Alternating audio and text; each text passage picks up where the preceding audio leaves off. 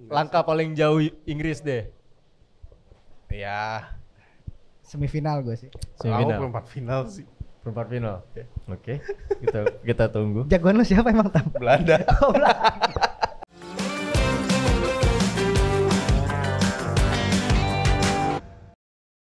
Kembali lagi di Skor Radar. Kali ini kita bakalan membahas yang sebelumnya kita bahas selalu klub-klub dan liga-liga.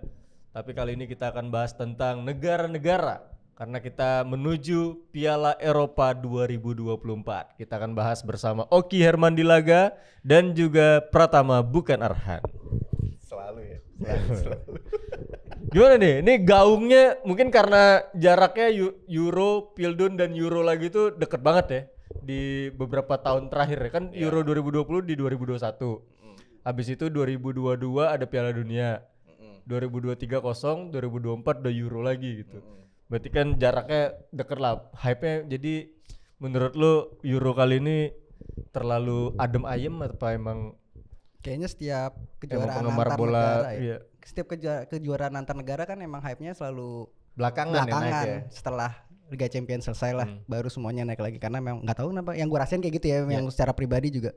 Mau Piala Dunia, mau Euro, kecuali mungkin Piala Dunia kemarin Qatar ya, karena memang digelarnya Karena kan kan itu- di musim dingin, betul. udah gitu ada ya satu banyak itulah banyak Drama-drama drama-dramanya, jadi non-teknisnya itu juga doang yang banyak, namanya. ya. Sementara yang lainnya emang terasanya kan sekarang emang fokus orang lagi ke mana, ke akhir-akhir liga mau berakhir di liga-liga Eropa. Setelah Liga Champion pasti langsung semua hype-nya ke situ, karena setelah Liga Champion gak lama, seminggu kemudian mulai persahabatan dulu. Ada 2 pertandingan persahabatan setiap negara yang bermain di Eropa. Habis itu baru mulai Piala Eropa. Tim-timnya udah komplit semua sekarang. Setelah ya, tim negara-negara yang lewat playoff udah mulai masuk. Gue bakalan sebutin grup A itu ada Jerman, Scotland, Hungaria dan Swiss. Susul lah. Jerman kan tuan rumah nih kali ini. Pertama kalinya untuk Euro, Jerman jadi tuan rumah. Terus di grup B, nih yang katanya digadang-gadang jadi grup neraka. Spanyol, Kroasia, Italia dan Albania. Nanti kita bahas, gue sebutin lagi. Iya. Grup C, Inggris, Denmark, Slovenia dan Serbia. Grup D, Prancis, Austria, Belanda, Polandia.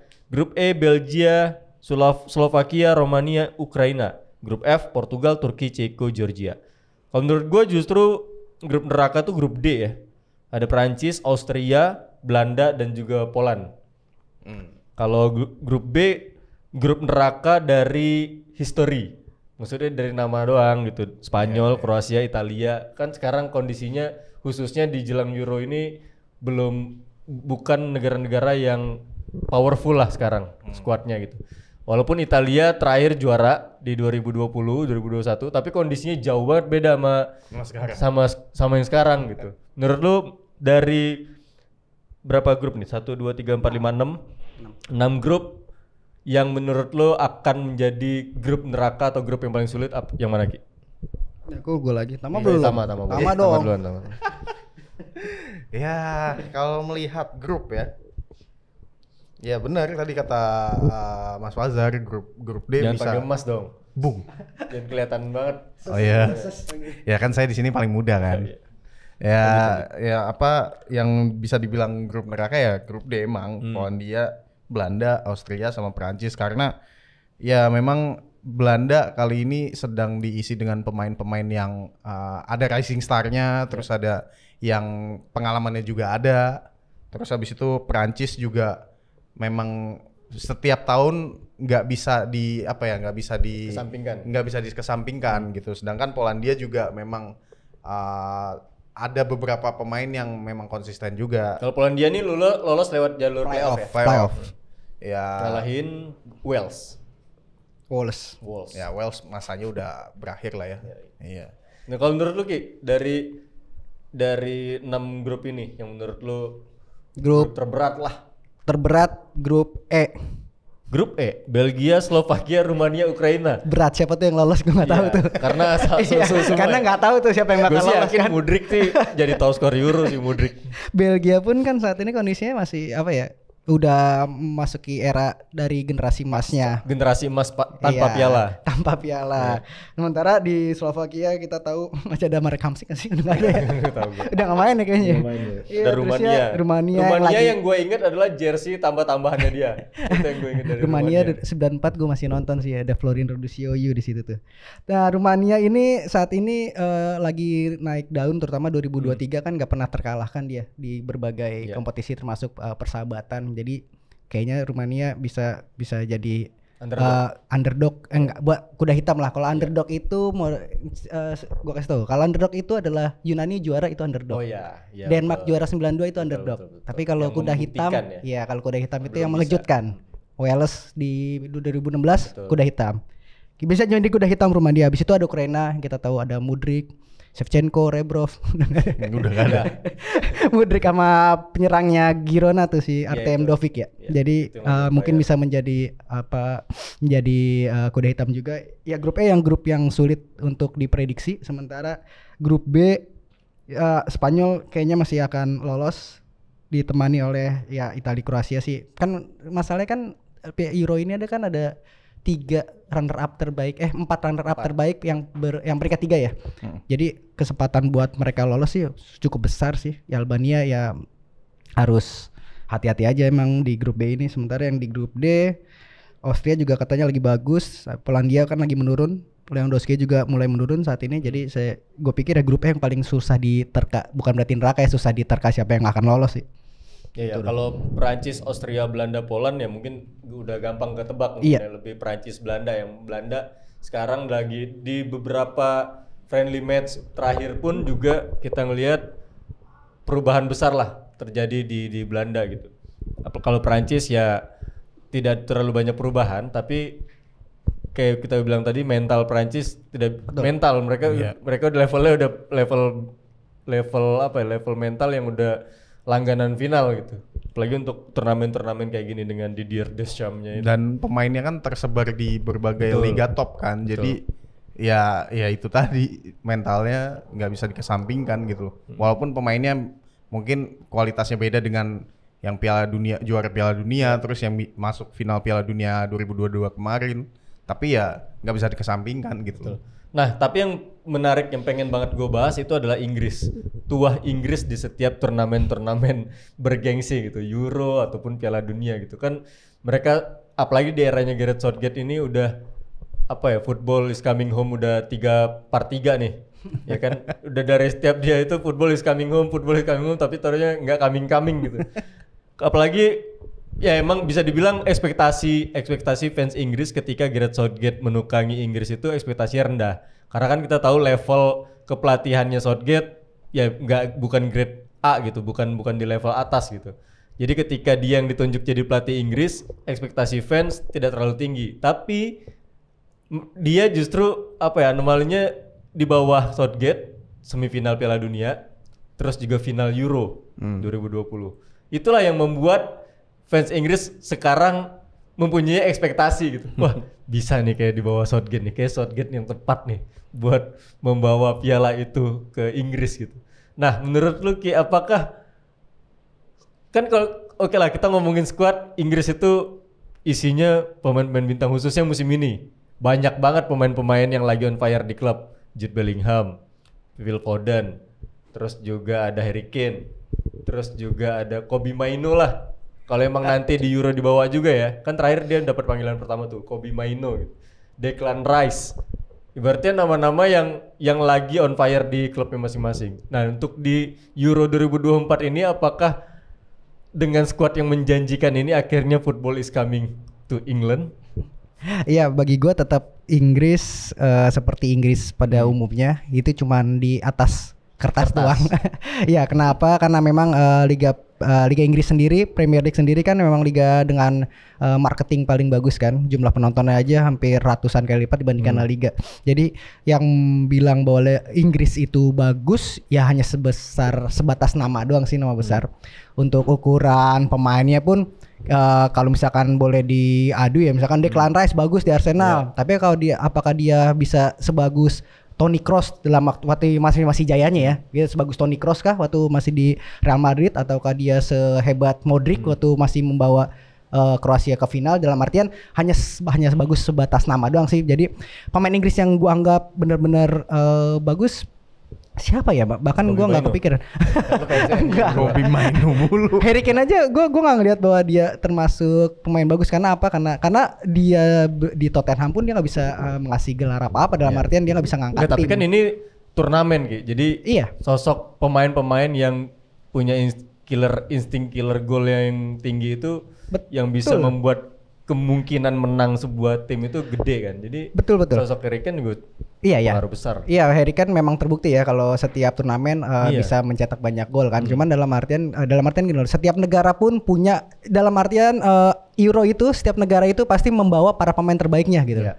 Bagi yang meskipun sekeras Albania pasti pemain-pemain yang kemungkinan terbaik pasti Ya dibawa kayak timnas kita lah, pemain-pemain Iya. kita terbaik dari diaspora dari kan. mana-mana ya kan, maksudnya dia tetap punya semua pemain terbaik dalam artian. Nah di sini adalah mental sebuah turnamen itu. Jadi yang itu yang gue lihat bahwa Harry Kane gak punya mental itu Ya. di mentalitas Enggak, sebuah gini turnamen. deh, kalau gue pengen ini, apakah emang pure mental pemain atau sebenarnya pelatih yang jadi masalah Inggris selama ini? Karena kita tahu ya kalau di Premier League kita bisa hitung pakai jari pelatih Inggris yang bisa compete di 5 besar sekarang. Nggak ada pelatih Inggris, pelatih murni Inggris gitu. Nah, apakah udah saatnya kayak timnas Inggris kembali mempercayai pelatih-pelatih dari luar Inggris, bukan Warlock? Waktu itu kan pernah pakai Fabio Capello sama Eriksen itu. Nah, sekarang setelah cuma 2 itulah yang di non Inggris gitu, pelatih non Inggris. Sekarang udah balik lagi Inggris, ada Sam Allardyce, terus ada Kevin Keegan, waktu itu ada sekarang Gareth Southgate gitu. Bahkan ya kalau kita bilang level kepelatihannya masih rendah gitu. Apakah sudah saatnya Inggris mencoba pelatih non Inggris untuk menukangi timnas Inggris? Karena kan kemarin sempat tuh isunya rame, Pep Guardiola kan sempat rame dikait-kaitin sama timnas Inggris. Apakah momentumnya Pep Guardiola ke Inggris akan bisa membawa Inggris juara? Kalau menurut lu, apakah Inggris emang harus mencoba pelatih di luar non Inggris atau emang nggak ada masalah juga sama Southgate, sebenarnya emang pemainnya aja yang mentalnya kurang gitu? Menurut lu gimana, Tam? Lebih ke apa ya? Kalau aku sih ngelihat Inggris bukan ya pemain-pemainnya bagus, cuma kalau menurutku justru di chemistry pemainnya sih. Karena apa ya? Kalau misalkan mereka ganti pelatih nih, itu nggak seperti tradisinya Inggris gitu loh. Jadi bukan kan ya pelatih Inggris terus kan yang nukangin timnas Inggris kan. Jadi terasa auranya tuh ya jadi bukan Inggris gitu. Kalau misalkan dibilang pemain ya memang pemain bagus, cuma chemistry antar pemainnya ini, karena mereka kan pemain-pemain terbaik dari klub-klub terbaik pula yang diambil kan, yang dicomot. Jadi kayak dan di Liga Inggris pun sebagian besar pemainnya kan dari Liga Inggris kan. Dan mereka berasal dari klub-klub besar, egonya pun masih tinggi terkadang. Jadi takutnya ada clash di situ gitu loh. Jadi ya sama-sama merasa jago gitu loh. Tapi ya balik lagi, ini Inggris tuh ya apa ya, susah ditebak gitu loh. Walaupun pemainnya bagus tapi sulit untuk dapat prestasi, itu emang jadi anomali tersendiri sih gitu. Menurut lu gimana? Inggris kalau dibilang Inggris membawa para pemain terbaiknya, kalau kata gue di gelandang sama penyerang doang ya. Karena di belakang itu lu bilang terbaik nggak mungkin lah. Ada Harry Maguire, ada John Stones yang saat ini sedang banyak cedera. Jadi siapa lagi back tengah? Makan gue nggak ngerti. Fikayo Tomori kalau nggak salah udah lama nggak dipanggil kan. Mark Guehi lagi cedera. Jadi gue pikir bahwa di belakang itu malah bukan pemain terbaik. Louis Dunk paling nggak. Louis Dunk pun sekarang break tanahnya lagi terseok-seok di Liga Inggris. Jadi gue pikir bahwa ya pemain terbaik mungkin di klubnya kan. Kalau Southgate terkenal dia senang sama pemain yang udah chemistry-nya udah dapat sama dia kan. Harry Maguire tetap dipanggil, John Stone tetap dipanggil, Jordan Pickford kipernya Jordan Pickford ya, meskipun kalau mau diganti pun siapa, makan ada saingannya Ramsdale sama Sam Johnstone. Jadi yang itu juga agak riskan juga kalau mau mainin mereka semua. Jadi gue pikir bahwa ya pemain terbaik di Inggris tetap dari gelandang ke depan. Dan kalau melihat pemain yang terbaik yang dibawa, dalam artian gini loh, nggak harus sih pemain terbaik yang tampil di setiap negara itu, dalam artian lo kalau ngeliat Argentina kemarin waktu juara Piala Dunia, Betul. lo mungkin nggak banyak orang mengira bahwa Enzo Fernandez itu bakal jadi pemain bagus Iya. gitu loh. McAllister juga dulu nggak ngeh bahwa dia ternyata dia inti loh di gelandang, bukan Rodrigo de Paul atau Guido Rodriguez mungkin. Jadi gue kira bahwa siapa yang bisa mengisi chemistry kekosongan itu di Inggris. Sekarang kan lagi dicoba, kemarin kan gelandangnya Declan Rice, Kobbie Mainoo sama Phil Foden ya? Iya. Benar sih? Betul. Iya, sementara di rollingannya ada Conor Gallagher, Madison. James Maddison bisa lebih ke depan gantiin itu. Jadi gue pikir bahwa nggak masalah juga kalau misalkan ada di sana ada Phil Foden, Kobbie Mainoo, cuma Gallagher, Bellingham main. Bellingham ya. Tapi masalah adalah kalau misalkan memaksakan Kobbie Mainoo di situ sih, karena di MU pun Kobbie Mainoo bagus kalau misalkan dia ada Casemiro. Sementara terakhir kali Kobbie Mainoo bermain dengan McTominay itu MU lawan Brentford keserang habis-habisan. Jadi gue pikir bahwa harus punya di playing playmaker Declan Rice sebagai yang cocok. Untuk pemain yang lainnya bisa siapa aja, bisa dibongkar-bongkar sih. Oke, kalau menurut lu dengan dia kan berada di grup Inggris, Denmark, Slovenia, Serbia. Juara grup pasti nggak? Iya juara Di grup tangan bisa. nggak juara grup? Ya. Bisa. Semifinal. Tergantung Ya, knockoutnya. kita prediksi ini dulu aja. Kira-kira semifinal nggak? Iya, Kan iya. Di Euro sebelumnya final, Piala Dunia semifinal. Itu kan kalau dari segi level naik dong, walaupun Iya. dari segi layer turun, tapi kan naik lah prestasinya tuh. Final Euro dan semifinal Piala Dunia gitu. Di Euro 2024. Enggak, kalau aku enggak. Langkah paling jauh Inggris deh. Ya, Semifinal gue sih. kalau aku Semifinal. perempat final sih. Perempat final. Oke. Kita tunggu. Jagoan lu siapa emang Tam? Belanda. Oke. Nah, selanjutnya adalah gue pengen bahas juga tentang tim-tim yang ya dilabelin kuda hitam lah. Ini sedikit aja kita bahas karena ini selalu ada di setiap edisinya gitu ya. Di tahun 2020 gue rasa Denmark termasuk kuda hitam, mengejutkan. Selain ada ada momentum Eriksen yang sakit waktu itu yang bikin ya momen respectful lah itu ketika semua pemain itu, tapi di luar itu prestasi mereka juga lumayan oke gitu, mengejutkan lah dengan Kejair di belakang sebagai kapten dan dia menembus semifinal gitu. Turki juga di setiap tahunnya mungkin selalu dibilang bakalan jadi kuda hitam gitu. Sekarang itu Montella ya pelatihnya Turki ya? Hah? Vincenzo Montella kan? Emang? Enggak Kalau salah ya. Coba tolong di cross check. Seingat gue ya. Terus juga ada bintang baru Real Madrid lagi di situ ya kan, Arda Güler. Ada gue nggak pernah main.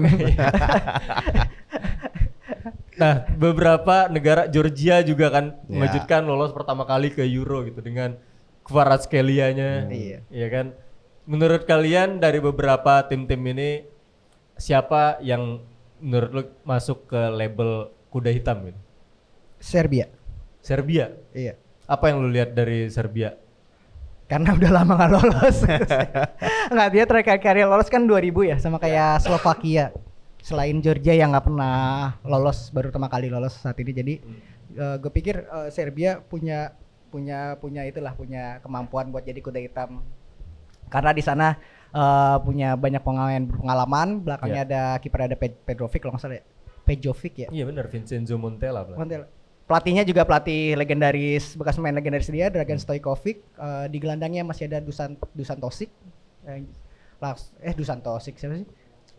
Dusan Tadic. Lalu ada back kirinya, sayap kirinya Juventus siapa? Sayap kirinya Juventus. Aduh kok Ya lupa, yang bekas dari Frankfurt itu, yang bagus crossingnya. Luka Jovic. Bukan. Bukan. Filip Kostic. Lupa. Filip Kostic bukan sih? Bukan ya? Milos Krasic. Iya. Udah lama Milos Krasic. Iya, terus. Penyerangnya kan penyerang tajam kan, Mitrovic ada, Vlahovic ada. Jadi gue pikir kalau namanya nebak-nebak ya, gue nggak tahu juga sih. Yang lainnya mikir siapa? 2 tahun lalu gue pikir Uruguay bisa. Iya, itu Piala Dunia. Piala Dunia kan? Iya. Ternyata nggak bisa. Ternyata nggak bisa. Ya kalau sekarang nebak-nebak gue Serbia sih yang bisa jadi kuda hitam. Kalau menurut lu Tam? Aku sih justru pengen lihat Bukan Georgia. Belanda dong, masa Belanda? Enggak kan ini ngomongin grupnya Turki kan. Ya Georgia sih aku pengen lihat sih. Georgia justru yang gue tahu cuma Nah, itu doang. Sama penyerangnya saya Mikal Totse.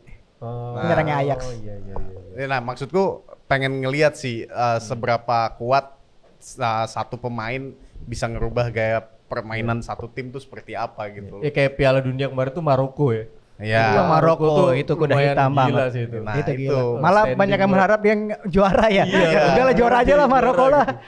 Nah, Dan ini siapakah Maroko di Eropa gitu yang Nah. bisa mengejutkan kayak gitu ya. Nah, ini aku pengen lihat nih seperti apa sih nanti si Kivica, Kvaratskhelia itu bisa ngebawa Menggendong timnya Georgia. ya? Iya, soalnya kalau kita lihat di Napoli kan banyak yang support dia lah. Iya. Nah, ini sekarang di Georgia bakal seperti apa nih? Menarik Karena nih udah buat mulai ditunggu. masuk bisikan-bisikan atau label kalau dia adalah pemain one season wonder gitu. Nah. Karena di tahun jayanya Napoli dia bagus banget, setelah itu udah mulai hilang. Udah hilang. Dia sama Osimhen udah mulai menurun gitu. Nah. Oke lah, itu tadi ini masih tipis-tipis pembahasan kita tentang Euro karena Euronya masih jauh. masih sebulan lagi. Nanti kita bakalan rutin bahas membedah kekuatan masing-masing negara, terus juga kekuatan lebih detail lagi. Karena kan dari negara-negaranya pun belum ngelok pemain-pemain siapa aja yang akan dipanggil. Kemarin juga kan masih uji coba. Nanti setelah rilis resmi skuadnya, kita bakalan lebih bahas lebih dalam lagi gitu. Tentunya di Skor Radar bersama antara dua ini atau sama Kang Jalu nanti. Nah, kalau menurut kalian prediksi kita seperti apa? Setuju atau enggak? Kalau ada pendapat lain tulis aja di kolom komentar. Itu aja untuk episode kali ini. Gue Fajar Zulfami, Pratama Bukan Narhan, dan juga Oki Herman Dilaga pamit. Sampai ketemu di Skor Radar selanjutnya. Dadah.